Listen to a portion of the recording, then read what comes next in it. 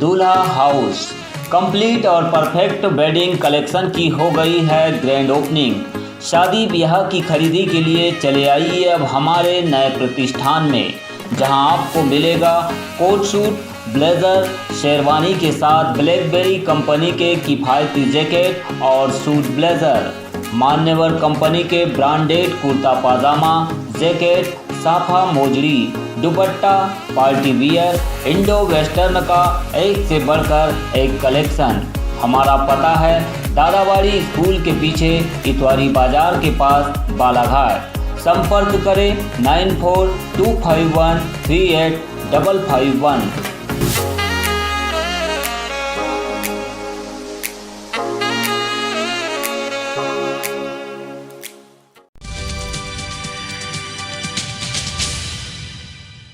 एक सप्ताह के भीतर नक्सलियों ने तीसरी बार आगजनी की घटना को अंजाम दिया है। इस बार नक्सलियों ने बिठली चौकी से 5 किलोमीटर दूरी पर स्थित मंडवा गांव के पास एक डामर प्लांट में पहुंचकर जेसीबी मशीन, रोलर और मोटरसाइकिल को आग के हवाले किया। घटना के दौरान मौके पर सड़क निर्माण कंपनी के सुपरवाइजर और मजदूर मौजूद थे। नक्सलियों ने इनके मोबाइल छीने और उन्हें भगाने के बाद घटना को खारिज किया और जगह जगह अपने पोस्टर बैनर लगाकर 10 दिसंबर को 3 राज्यों में बंद का ऐलान किया।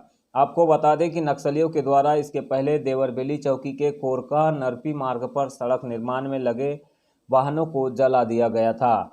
वहीं 2 दिनों के भीतर फिर से नक्सलियों ने किन्ही चौकी के अंतर्गत आने वाले कलकत्ता बोदालझोला मार्ग पर 2 ट्रैक्टर और मिक्सर मशीन को आग लगाई थी। बालाघाट जिले के अति संवेदनशील इलाकों में वारदातों को अंजाम दे रहे नक्सली घटनास्थल पर पर्चे छोड़कर 10 दिसंबर को महाराष्ट्र, छत्तीसगढ़ और मध्य प्रदेश में बंद को सफल कराने का आह्वान कर रहे हैं। बताया जा रहा है कि इस बार जिले में भाकपा माओवादियों की सेंट्रल कमेटी के मेंबर निरंतर अपनी पैड़ बनाने में लगे हुए हैं। इसी को लेकर नक्सली अपने निशाने पर सड़क निर्माण कार्यों में लगे ठेकेदारों के वाहनों को निशाना बना रहे हैं।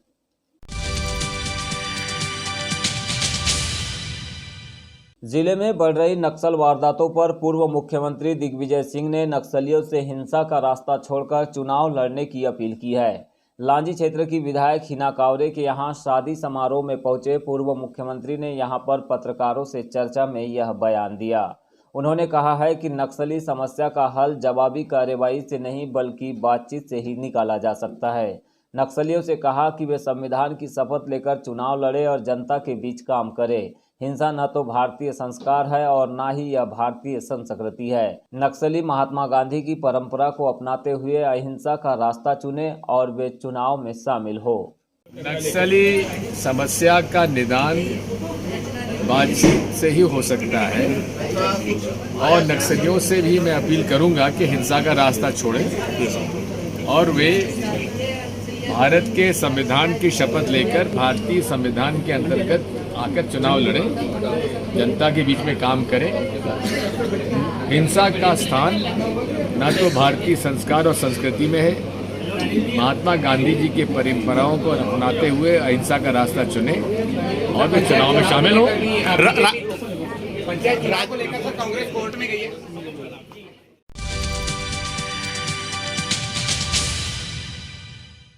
कांग्रेस शासन में उच्च शिक्षा मंत्री रहे राऊ से विधायक जीतू पटवारी और शाजापुर काली पीपल के विधायक कुणाल चौधरी गुरुवार की देर शाम बालाघाट पहुंचे। यहां पर उनकी अगवानी के लिए पूर्व विधायक मधु भगत, कांग्रेस नेता विशाल बिसेन, भूरू पटेल, विक्की पटेल सहित अन्य युवा नेताओं ने गर्रा चौक में उनका भव्य स्वागत किया। इसके बाद कांग्रेस नेता जीतू पटवारी और कुणाल चौधरी सर्किट हाउस पहुंचे। यहां पर जीतू पटवारी ने पत्रकारों से चर्चा की। उन्होंने प्रधानमंत्री नरेंद्र मोदी, मुख्यमंत्री शिवराज सिंह चौहान पर जुबानी हमला करते हुए विश्वास जताया कि आगामी 2023 में एक बार फिर प्रदेश में कांग्रेस की सरकार बनेगी। वहीं कांग्रेस प्रवक्ता विशाल बिसेन सहित कांग्रेस परिवारजनों पर दर्ज किए गए झूठे मामलों में बालाघाट प्रशासन से 2-2 हाथ करने की चेतावनी भी दी। जीतू पटवारी ने किसान आंदोलन पर प्रधानमंत्री मोदी के द्वारा माफी मांगे जाने के बयान पर कहा कि किसानों की यह जीत है, कांग्रेस इसका स्वागत करती है, लेकिन महंगाई, बेरोजगारी और किसानों की अन्य समस्याओं और प्रदेश में कानून व्यवस्था को लेकर उन्होंने सरकार पर निशाना साधा। आज देश में पिछले 378 दिन से चलता हुआ किसान आंदोलन जो मोदी जी की जो सबसे बड़ी गलती उन्होंने कहा हाँ मैंने स्वीकार की और देश से माफ़ी मांगी, उसको अंतोगत्वा एक जीत मिली है और कांग्रेस पार्टी इसका स्वागत करती है। आप देखो कि देश में जितना हाहाकार महंगाई को लेकर, युवाओं को रोजगार को लेकर, किसानों की समस्याओं को लेकर या कानून व्यवस्था मध्य प्रदेश के संदर्भ में परिस्थितियां बनी, सर्वविदित है। 2014 में नरेंद्र मोदी जी ने जो वादे किए थे देश से, एक भी वादा, एक भी बात, एक भी घोषणा, वो बात जो 2014 में कांग्रेस को कोस कोस के वो आए थे, किसी रूप में एक कदम आगे नरेंद्र मोदी जी नहीं बढ़ पाए। हुआ उल्टा उसका, लोकतंत्र की हत्या हुई। लगभग 200 से ज़्यादा सांसद और विधायक खरीदे और बेचे गए और जिस तरह की परिस्थिति 10-10 राज्यों में सरकार गिराई गई केंद्र सरकार द्वारा, और ये आरोप प्रत्यारोप नहीं है, ये हमारे मुख्यमंत्री जी ने, शिवराज सिंह जी ने स्वीकार किया, जो आपके टेलीविज़न और वीडियो विजुअल में है। सवाल है देश का क्या होगा और देश किस दिशा में है। मैं मानता हूँ कांग्रेस की अहम भूमिका, अहम जिम्मेवारी बन गई है कि ऐसी परिस्थिति में जनता की आवाज़ और ताकत से उठाएं। नरेंद्र मोदी जी ने एक गलती स्वीकार की और देश से माफ़ी मांगी कि बालाघाट के संदर्भ में भी जो हठधर्मिता भारतीय जनता पार्टी की शय पर अधिकारी कर रहे हैं, पुलिस विभाग कर रहा है, उसको लेकर कांग्रेस पार्टी सजग है और अधिकारियों को चेतावनी देना चाहते हैं कि कार्यकर्ताओं पर झूठे मुकदमे लगाना, कांग्रेस के परिवारजनों पर झूठे मुकदमे लगाना और दबाना, ये थोड़ी देर की सोच और भारतीय जनता पार्टी के लोगों को मोबिलाइज करने की भावना हो सकती है। एक तरह से कांग्रेस के कार्यकर्ताओं पर इस तरह का दमन करना, इसका मतलब है रेत माफियाओं को सहयोग करना। तो कांग्रेस पार्टी इसका विरोध करती है और हम सड़क से लेके हर वो एजिटेशन जो इसकी आवश्यकता है कांग्रेस पार्टी करेगी।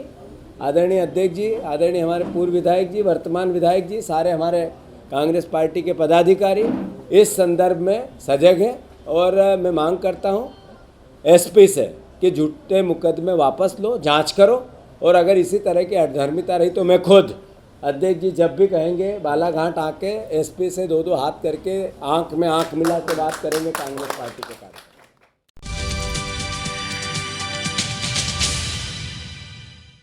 सिवनी जिले के बरघाट में आयोजित ऑल इंडिया वॉलीबॉल प्रतियोगिता 2021 का न्यू स्टार क्लब रवारी बरघाट के तत्वाधान में समारोह पूर्वक समापन हुआ। इसके मुख्य अतिथि के तौर पर समाज सेवी पवन पाठक शामिल हुए, जहां उन्होंने प्रतियोगिता के फाइनल में काटोल टीम की जबलपुर पर जीत के लिए विजेता का खिताब प्रदान कर 21,000 की राशि प्रदान की। वहीं उपविजेता टीम जबलपुर को शील्ड और 11,000 की नगद राशि से सम्मानित किया। प्रतियोगिता में प्रवीण ठाकुर, अनुराग तिवारी, लवलीन सिंह आदि का सहयोग भी सराहनीय रहा।